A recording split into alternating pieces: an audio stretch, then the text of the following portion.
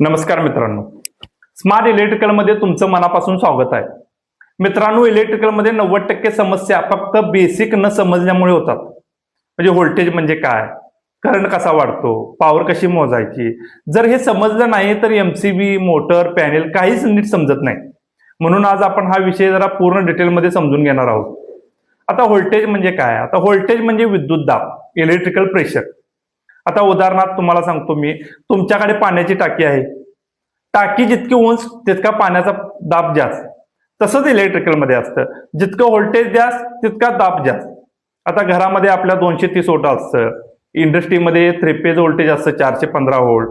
म्हणजे व्होल्टेज नसताना करंट वाहत नाही, जसं दाब नसताना पाणी वाहत नाही. महत्वाचं काय, व्होल्टेज जास्त झालं तर उपकरण जळू शकतं, व्होल्टेज कमी झालं तर मोटर जास्त करंट घेते. आता आपण हा झाला व्होल्टेजचा भाग. आता आपण करंट म्हणजे काय बघूया. आता करंट म्हणजे काय, विद्युत प्रवाह, फ्लो ऑफ इलेक्ट्रॉन्स.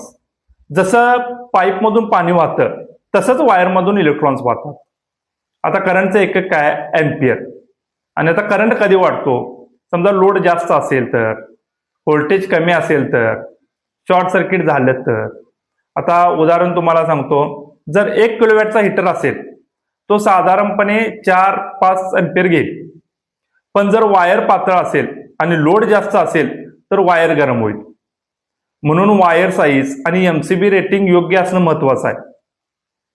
आता भाग आपण बघणार आहोत, पॉवर म्हणजे काय. आता पॉवर म्हणजे काम करण्याची क्षमता. आता पॉवरचा फॉर्म्युला काय येतोय, पी बरोबर व्ही गुणिले आय, म्हणजे पी पॉवर बरोबर व्होल्टेज गुणिले करंट. आता बाकीची फॉर्म्युला आपण नेक्स्ट भागमध्ये घेऊया, सगळे फॉर्म्युले. आता या तिन्ही गोष्टींचा संबंध तुम्हाला सांगतो. आता व्होल्टेज कमी झालं तर करंट वाढतो, करंट वाढला तर वायर गरम होते, आणि वायर गरम झाली तर एमसीबी ट्रिप होतो. म्हणून व्होल्टेज, करंट, पॉवर एकमेकांशी जोडलेले आहेत.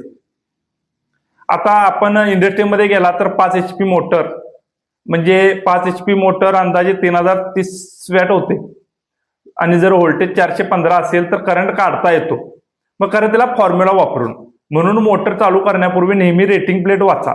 म्हणजे मोटरवर जी नेम प्लेट दिलेली असते ती महत्वाची आहे, ती आपल्याला नीट वाचता आली पाहिजे. म्हणजे कधी महत्वाच्या टिप्स तुम्हाला सांगतो मी, कधी अंदाजे वायर वापरू नका. एमसीबी योग्यच रेटिंगचा वापरा.